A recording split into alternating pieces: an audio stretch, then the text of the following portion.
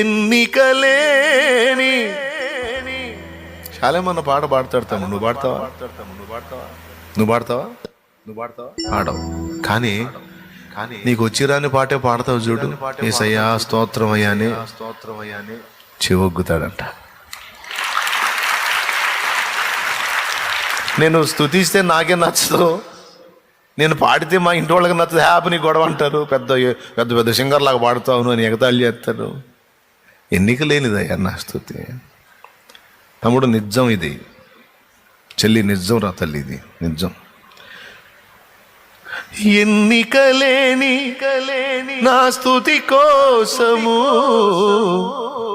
అన్నా, నువ్వు కొంచెం బాగానే పాడతావు కదా, నీ స్తుతి ఎందుకు ఎన్నిక లేనిది అని మీరు అడుగుతారు కదా.